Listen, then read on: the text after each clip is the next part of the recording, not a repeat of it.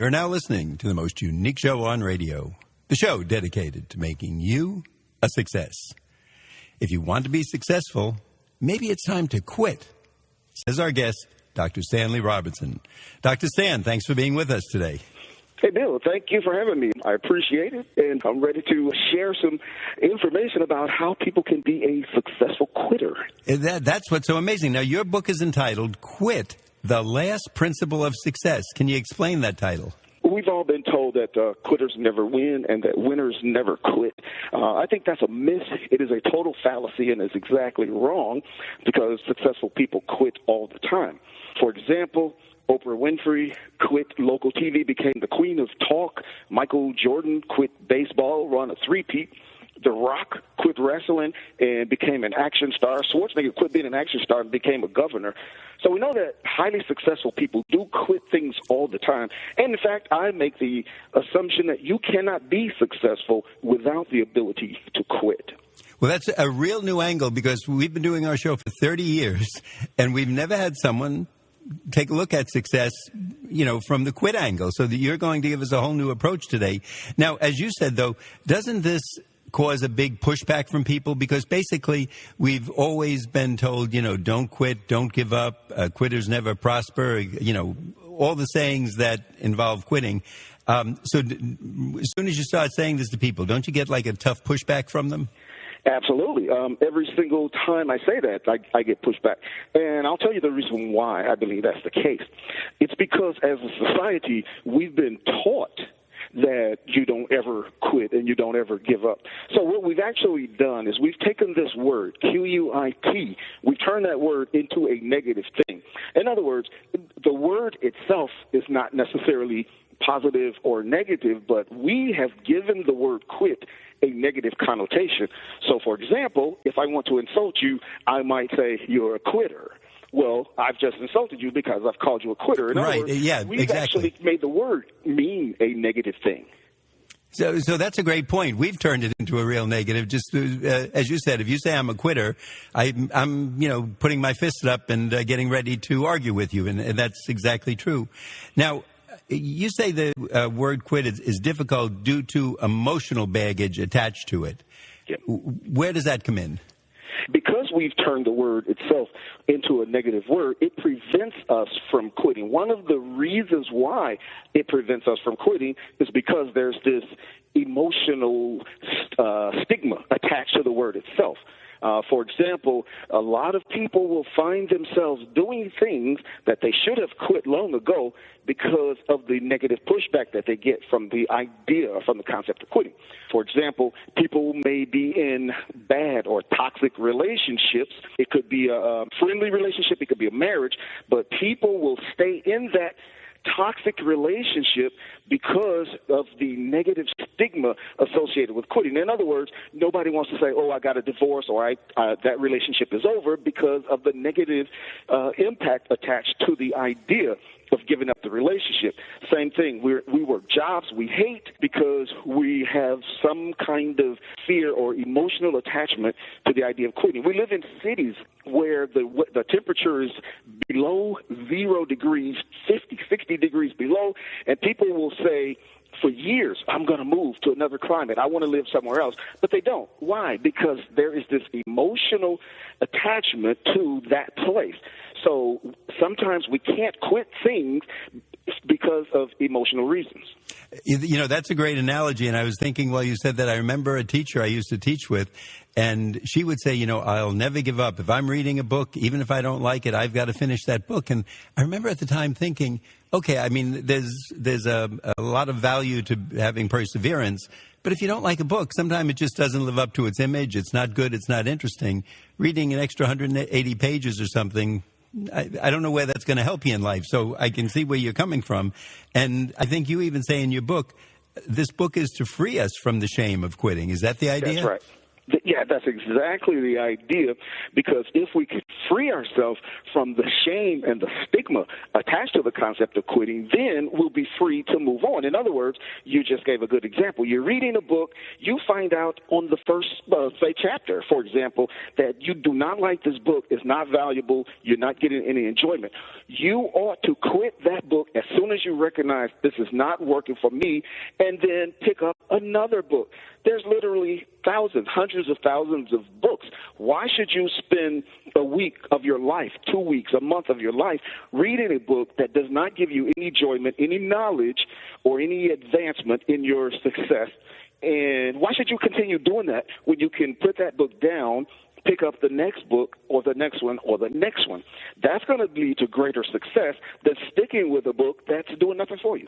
That's honestly, that's the way I've often thought of it. And I thought of it when I was looking at your book and saying, you know, I remember that person vividly because of that, because I remember how kind of shocked I was, because sometimes we just get into a book, you know, and it just isn't right for us. It looked different in the bookstore, or the reviews were different, but we don't like it for whatever reason. And to make ourselves stick to it, it's kind of like torturous. It's like wearing the wrong size shoes because we bought them. And, you know, it's not going to help our feet, and it's not going to help our attitude.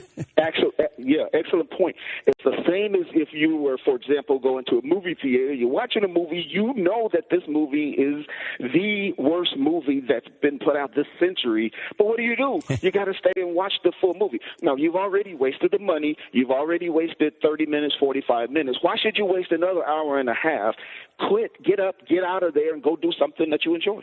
I think our producer, Philip, has spent some time in those movies, because his head is bobbing up and down like, oh, yeah, I got stuck at this movie, and it was terrible. So after the show, I'm going to talk to him and find out what terrible movie he got stuck at, because he's smiling and laughing now. So I think from now on, he's going to know, quit. Quit. I see him nodding the head. You got a convert right now. So already, if you have a quit T-shirt, send it to him. I would say he's a large or an extra large, and he's a strong guy. So leave some room around the muscles so you can get those big biceps. I'll get that out to him right away. There we go. Dr. Stan, before we go ahead, we'd like to let our audience know that you're listening to The Secrets of Success on the voice of Nassau Community College, 90.3 WHPC. I'm your host, and today we're interviewing Dr. Stan Robertson, the Quit Doctor. He's written a book, and he's telling us why we should quit. And Dr. Stan, can you tell us your website and where we can get a copy of this book? Yeah, you can find the book on Amazon.com or any other online bookseller. Just type in the title, Quit, The Last Principle of Success. But if you forget that, just go to my website, thequitdoctor.com. A great title and a great branding to remember. The Quit Doctor. I think we'll always remember you as that. 30 years from now, we'll be calling you, and we'll still remember the Quit Doctor. Now, I read in your book that saying it's okay to quit, and actually quitting, is a necessary ingredient of success. That word necessary, can you explain why that comes in? Oh, sure. We're all familiar with some of the things that you need to do in order to be successful. We know that you do need to have perseverance. We know that you need to be competent in your subject matter. And there's a lot of other things that we recognize as principles of success. In other words, you do these things that's going to help lead to your success. Quitting, which I refer to as the last principle of success, is because we have never considered quitting to be a success principle. So I'm saying that quitting is the last principle of success, because if you're going to be successful, it is necessary that you master the ability to quit. The most successful people on the planet, they know how to quit. They quit fast, they quit often. And what I mean by that is as soon as they recognize that something is not working, they stop doing it. They disengage from that thing, and they reposition themselves into the thing that's going to get them where they want to be. Now, that part obviously makes a lot of sense to me, but one of the notes I made when I was going through your book and setting up questions for this interview, I said to myself, doesn't this give people an excuse? The kind of person who the mom says, look, try the more difficult course, or the dad says, go out for the team. What have you got to lose? Doesn't this let them dilute their energies, and they say, see, I told you I couldn't make the team? They don't try really hard, or they maybe give less than their 100% effort, and just have that in the background that now they can quit. Where before, if someone says to you, hey, turn around, there's no bridge behind you, there's no quitting, you can't get back to home base, you're kind of stuck.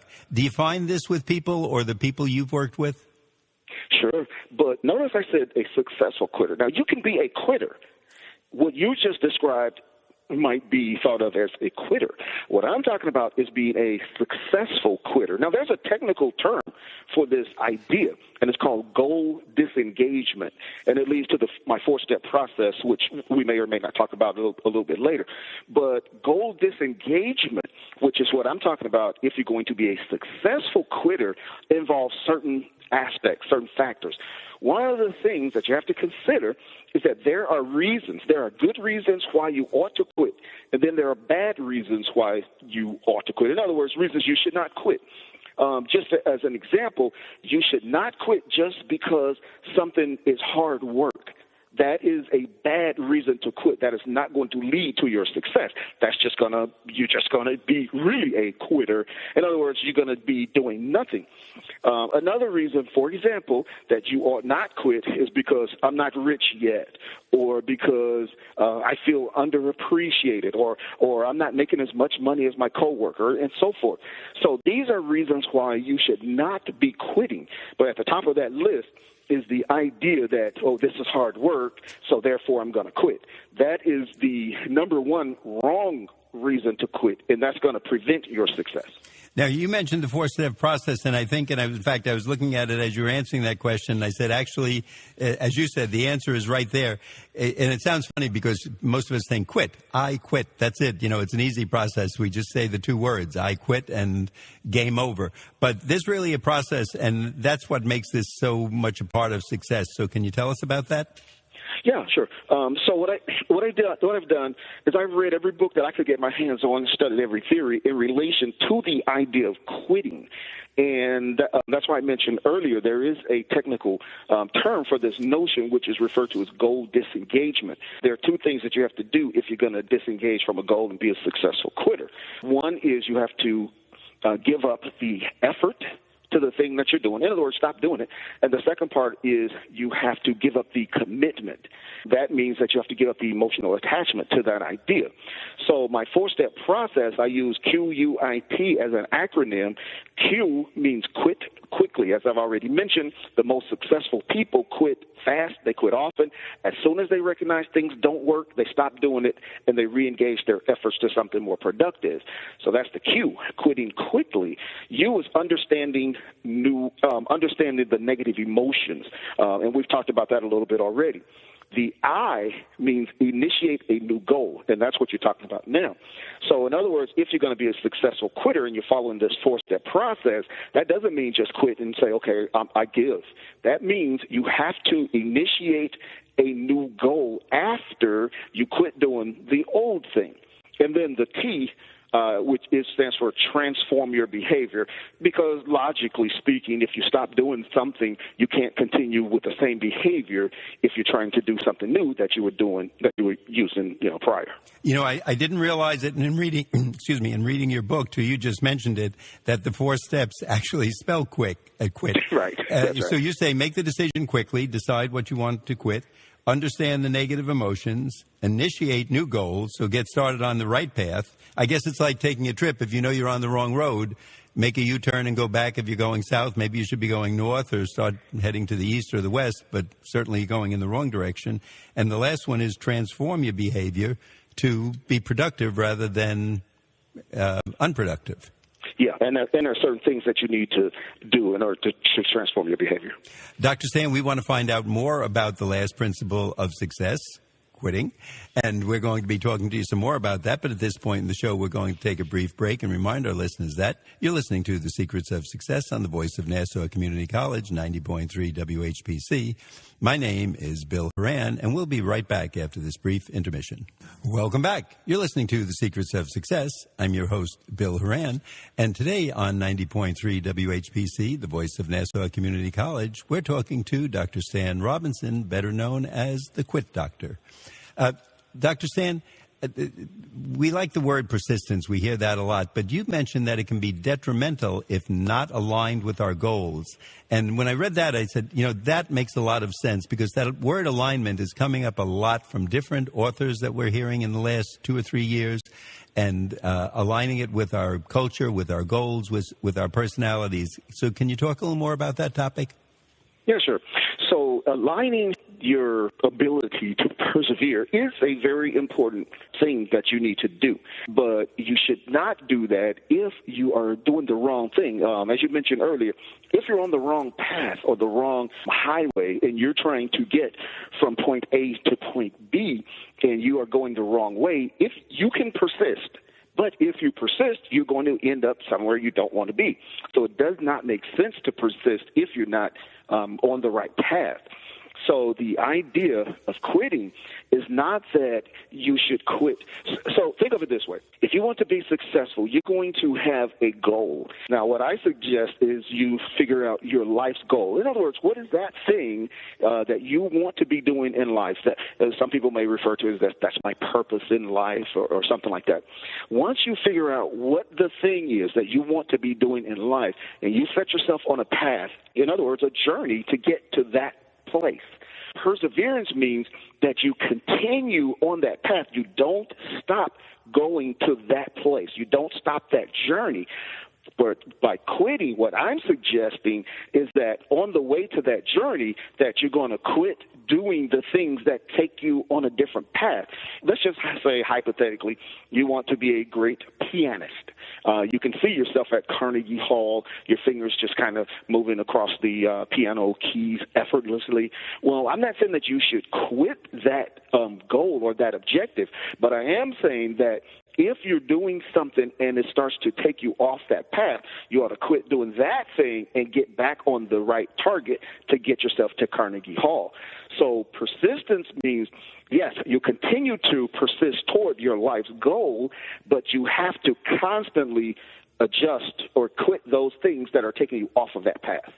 And I think you make a great point because you stress that one of the keys is redirecting your efforts after quitting, and this gives us the optimal chance for success because, as using the directional example, if we're going in the wrong direction, even if we're going 100 miles an hour, if we're going north instead of south, we're not going to get to Florida, and we're never going to get there.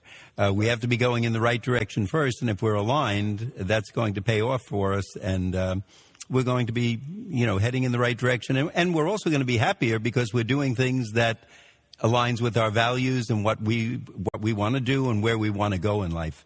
Now, is it possible to overvalue a goal? And is that one of the reasons why we might quit? Maybe winning a championship or finishing first in a sales contest? Yeah, that's a really good question. Just from a business perspective, we are all familiar with the Ringling Brothers circus, correct? Right, sure. Okay, so the Ringling Brothers have been in business for 146 years. Last year, they went out of business after being in business all that time. The reason they went out of business is because of the animals. So Ringling Brothers had been using elephants and other animals in the circus acts, and the animal rights activists started complaining that they were abusing the animals. They were tied up in court. They had been sued by these animal rights groups.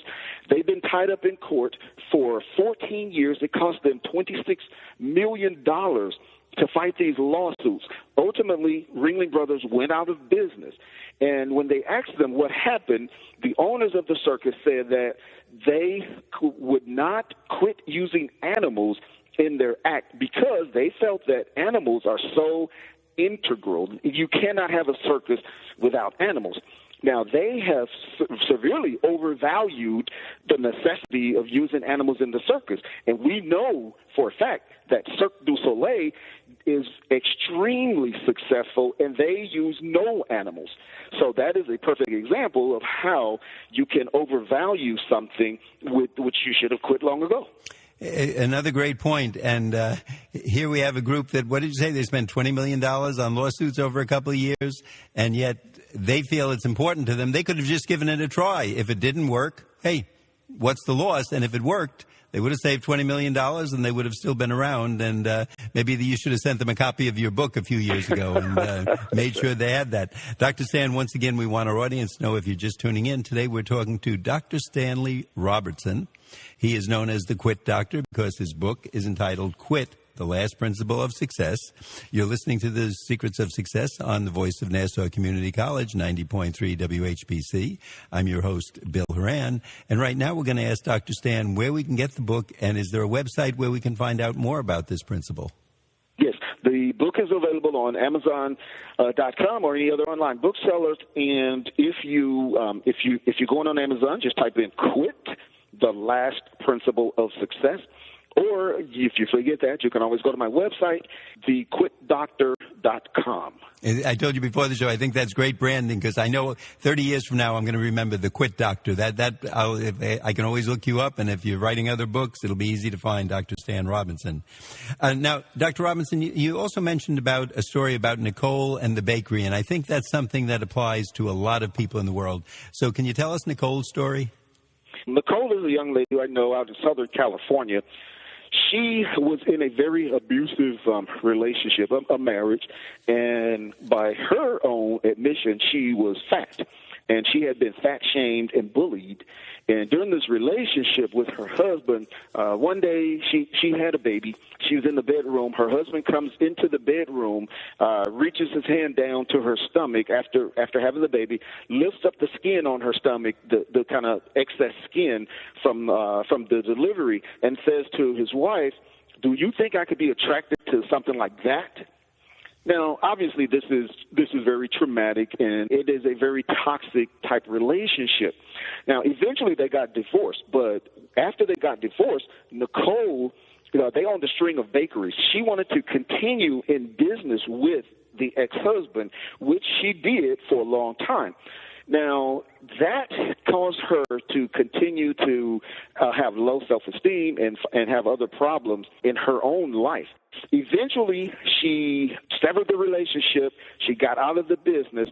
When she quit that business, she lost all the weight. She became a very successful writer. Her self-esteem skyrocketed, and she just became a very great and wonderful individual in her own right.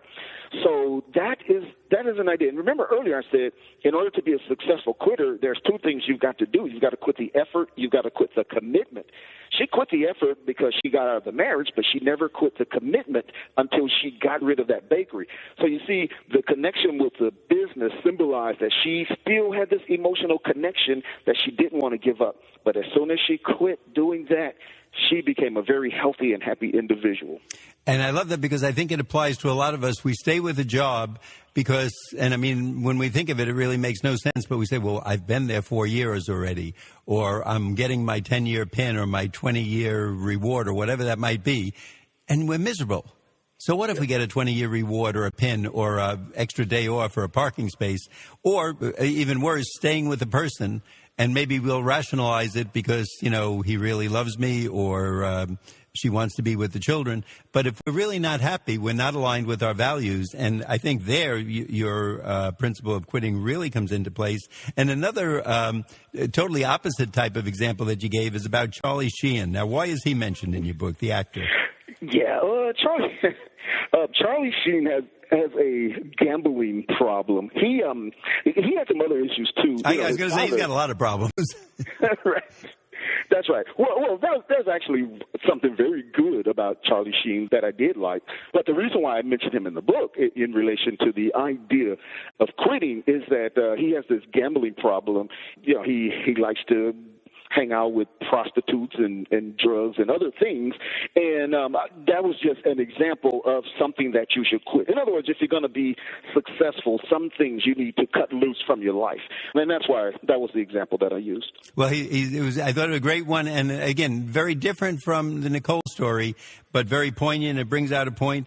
And I mean, he does work to enjoy his life. And I think all of us should enjoy every minute of life legally and in good order so we don't hurt anybody else.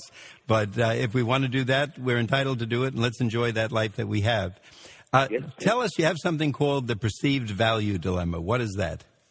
Yeah, the perceived value dilemma is something very similar to what I just mentioned about the Ringling Brothers. The perceived value dilemma is a concept where we attach a value to something based on our perception of that thing. And it's, again, similar to what happened with Ringling Brothers. The value that they attached to the animals, the perception of that value did not line up with the reality. In other words, they thought that they had to have animals in the circus in order to be successful, but the reality of the situation is they didn't need to have animals. But this idea of perceived value, the dilemma is that you think one thing, the reality is something different, and that can prevent your success. And I'll give you another quick example about the perceived value dilemma. There's this one story in the book about this surgeon where he had gotten a heart attack, and it debilitated him. He could not continue to work. His wife, who was a lawyer, wanted to take over the job because he had put a lot of money into the business, and he couldn't continue, but she tried to take it over because she wanted to salvage everything that they had lost. So, again, the value she attached to that business superseded the notion that if she just give up the business, she would actually cut her losses.